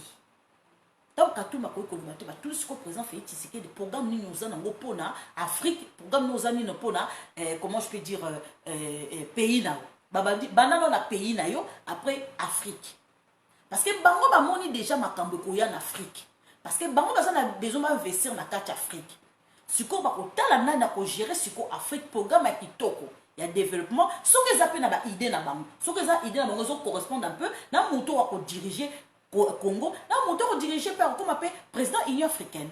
Ce qui est un avantage là-bas. Président Félix Tshisekedi, le cola, papa naye, à sa kochaye depuis des années. Président Félix Tshisekedi a vanda na programme on a mutu a lendi sanwa, vandi sanwa motema a sietimi, a sietama, a nguluma, ye on a ce que bandi ko bimisa. Tala programme pour na Congo boy, na ko déboulonner boy, na ko sala boy, ba musu se tikale ke nazo gardon pour na ngamo na yebi ke zali ba stratégie na ngai. Pour l'Afrique, si on a commis président Union africaine, na osala boy. Parce que le pays n'a biso eza touché, na est kuna, tu faut lancer la boy, na zonga boy, stratégie boy, nanani, nanana. Mais il faut bilope bo edenga. Tala boy. Bazala qui impressionné. Think tank on les a qui impressionné. Pour le programme à président Félix Tshisekedi a passé en haut la main. Vous comprenez? Il a passé ça haut la main. Balobi va protéger. Le col va valider en gros balobi que non, oyo azana na programme qui toko ako simba ba intérêt na biso tika toza na simba na ye. Vous comprenez maintenant ce qui s'est passé en 2018? Tangu Katumba Monique va valider candidat ya président Félix Tshisekedi comme président de la République. Makamba Genève et Bandi. Babengi sikoyo Bemba, Fayulu, Muzito, Matungulu, tokende siko na Sud Afrique, na Afrique du Sud, pour nous élaborer stratégie moko ya kokoisa président Félix Tshisekedi pour aller kate. Parce que situation na moni na think tank wana ba valider ba tomba za d'accord pour être comme président. Vous comprenez maintenant? Président Félix Tshisekedi a bêta qui match à l'écolo. N'est papa na elle, c'est Katumbi s'attendait pas à ça. Abim, c'est pas possible. Au moins Nzamba sala. Nzamba utilise quand même ndoki pour apambola yo. Ayangi noa makasi, noa ya solo, noa ya bambuma. Katumbi ayangi noa. Achaki ya mbuma sikoyo. Bande ko nanga place ba élaborer siko pour président Félix Tshisekedi da kouya. Makamba Genève wane bimi. Moni ndoki nda sala. Seigneur a utilisé ndoki ya Katumbi pour président Félix Tshisekedi ba valider. Donc tant américain ba valider au kakako. Bo mata, bo kita, bo ebarake yewana. Mais siko ndoki. Lokola zaki pembe ni siko yo ya président, alobi pona casser siko lipamboli na ye. Tout ça la stratégie pour tout quoi ça et tout bah ils a été yandi masko Martin Fayulu moto la biso tant ça la transition il y a 2 ans biso ce que zongi na pouvoir le malin Katumbi s'attendait pas à ça. Président Félix Tshisekedi lobi na kokende na Genève.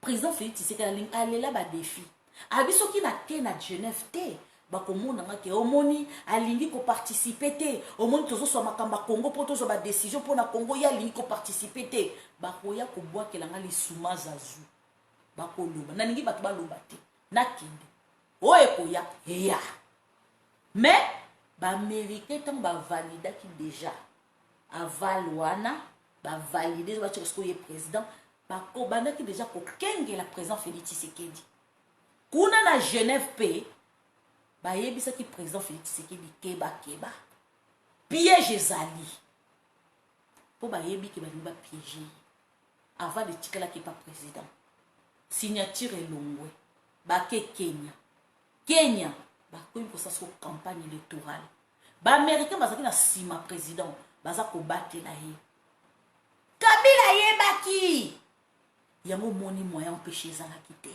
Mais il y a qui soki akomi kuna na Bunia, akomi kuna na Ituri, akomi kuna na Beni, na Goma, ba ko piéger président Félix Tshisekedi na kufa. Parce que ba milice ya Moussa Nyamu ici, bazalaki kuna.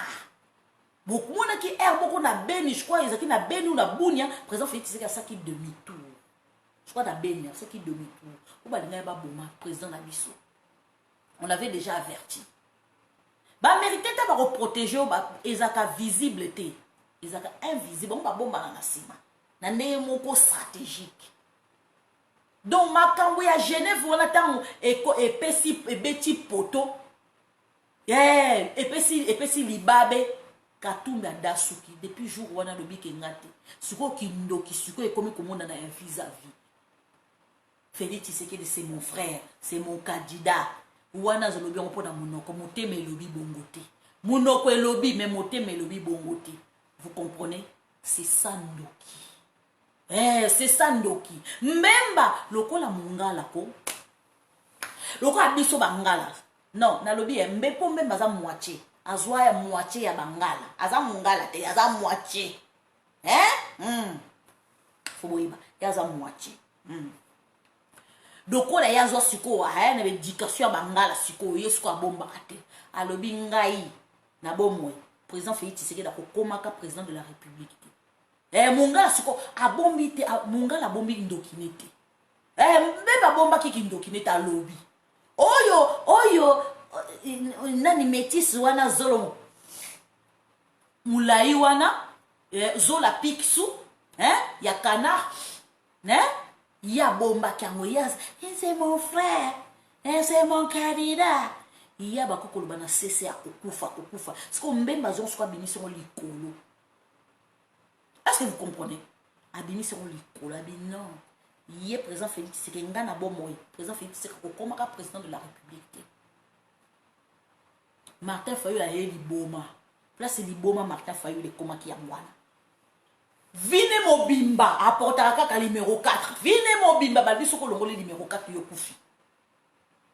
A banko si ya Fayulu na kati eza numéro 4. Ba boxeur na ye eza numéro 4.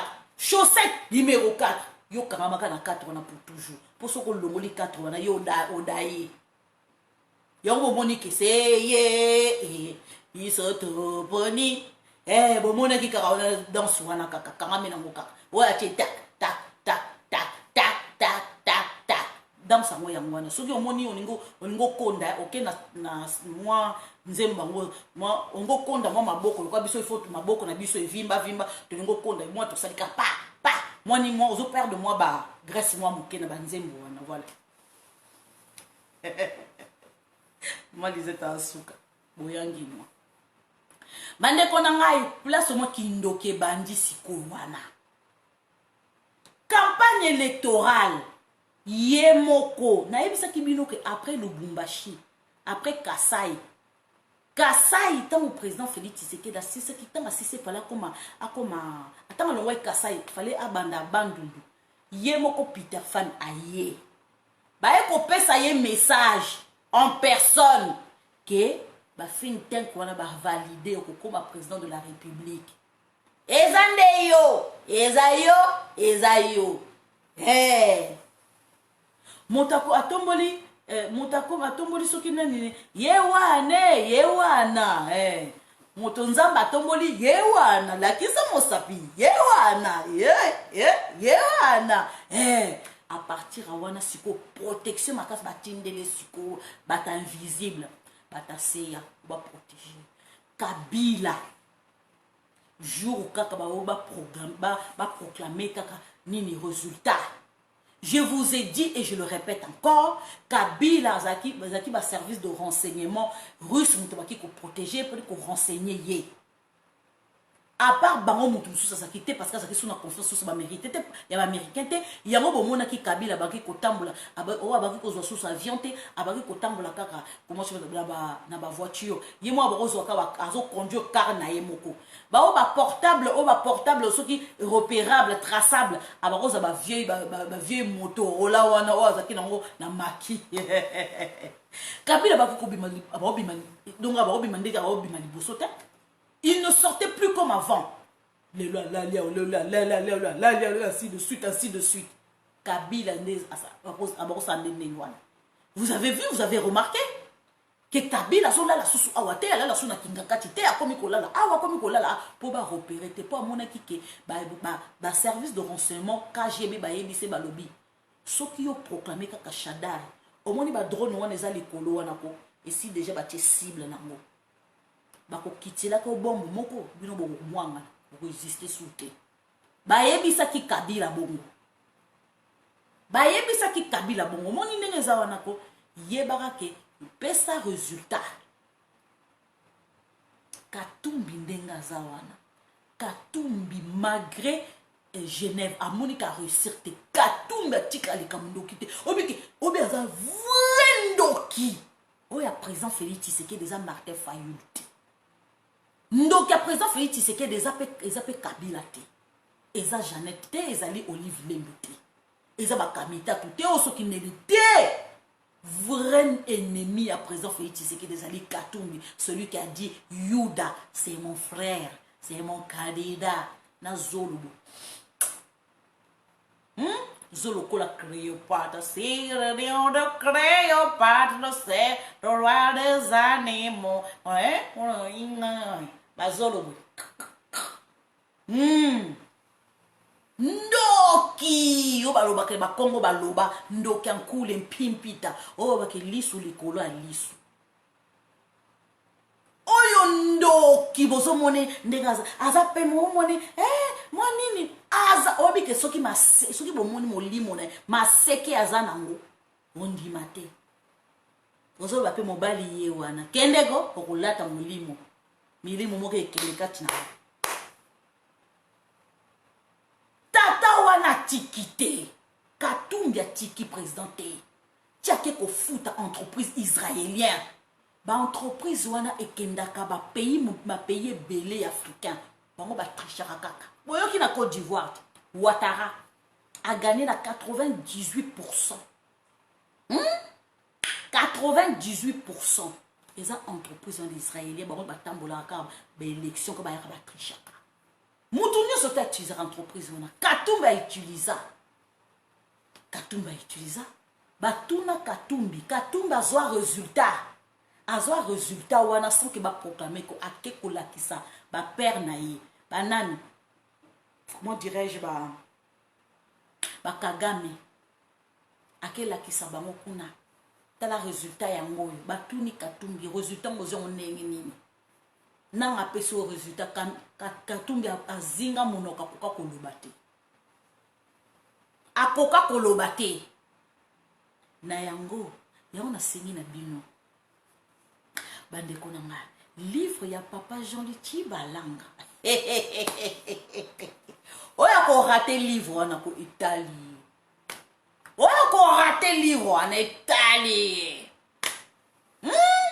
livre wana o babeke le livre du siècle tala nga kutuko nga munde bomoni ngande na ko sarate mama disait le baba oya basolola bien na papa Jean le botuna na tungisa que tous les jours livre wana ko ça fait 1 an azaka ka wana na livre na komaka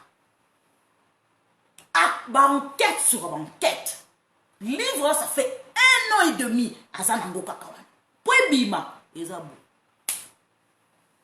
eza matata livre wana soki nazo un livre qui a duré 1 an et demi poebima bientôt ebima botika ngana tungisa kaka livre bimiko bientôt to siko to komina suka yango na yebisi bino bolinga kotanga te etali bino makaka diaka bana biso ba kotanga soko tanga kateko okonga na lula na kotanga na ko dévorer livre wana na osala 4 jours na osala ba live te na publicité na kotanga ka livre wana botanga na okota na bino siko na live aïe siko bo sabino résumé siko ya livre wana encore ngako dans la première na otanga poso na tango ngaso na la première na tango yote boy na okite la papa Jean-Luc place avanda non quitter là ah oui donc quitter là non das comme abe ba vieux na ba yebinga bande kona ngai balobi na Kabila valider résultat tangu comment dirais-je tango Kagame yoki ki ba ko valider résultat bien nazako ya président Union africaine yazako ya oza salami mboka la yo parce que ayebi ke na cessa ba ko gérer mboka na yango se permettait qu'elle va quitter nazako ya de quoi je me mêle hein de quoi je me mêle les mboka la yo même si ça président il y a Union africaine de quoi je me mêle ba yebisi Kabila valider ba américain ba yebisi valider ba drone na lobi drone était nabi ba drone ezalaki likolo ba drone oyo eza na Beni kuna na Ituri kuna eza kuna bozomona nde tozoganye te toganye balokalité te botrouvant drôle te balingi babombarde te mais baza kocible place bato bazali bomona wapi drone wana bazomona bato na butu batie nini repère ya chaleur ko bazomona bato nde bazokokima groupement ya bato babi bokota boye bokota droite bokota zamba bokota boye na kata zamba bazoindike bato bokota boye bosala boye boke toza korécupérer baterritoire tika bandeko na ngai kitoko modèle kitoko lobi ngai eyo président Félix Tshisekedi azosala campagne électorale yango na lobiki bato babelelaki président Félix Tshisekedi yaka na beni akomi papa ye nzala esili no mwana na biso Jason zoki Jason asepeli Jason asepeli azoloba na luzitu na kokroise maboko na elengi ya mwana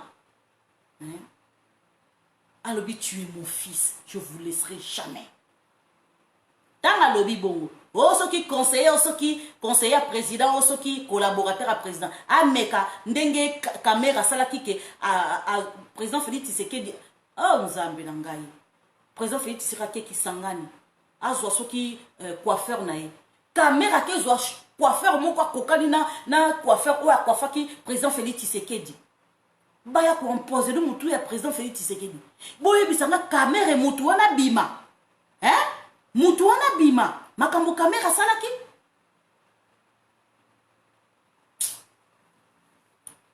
yango so tokota makambo mosusu epesaka kanda bacollaborateur ya président Félix Tshisekedi na basoki na baconseiller président Félix Tshisekedi en tout cas franchement ko boza kokatuka wana tokobeta nango sete bokende nazobela susu communication presse présidentielle oh my god vraiment mawa merci beaucoup de m'avoir suivi ngape biso bachaka ya ba chinois eza lokola soki ya kocha mopepe te ya biso yango fabriqué mode in ya biso mode in RDC fabrication RDC bana biso ba fabriqué yango ya kochaka mopepe bomoni bino ya kochaka mopepe ya biso te ba chinois ataka te ya biso yango drapeau ya kochaka mopepe voilà merci sur ce. Je vous souhaite une excellente journée. Dans le but journée parce qu'il est déjà 1h du matin. Et puis, à Bino aussi, bon, là, déjà. En tout cas, l'objet dans les gars sous son air, la nouvelle sous. Pourtant, nous sommes dans le babino, bah, où tu coupes quand même, tout nous sous. Boyangino.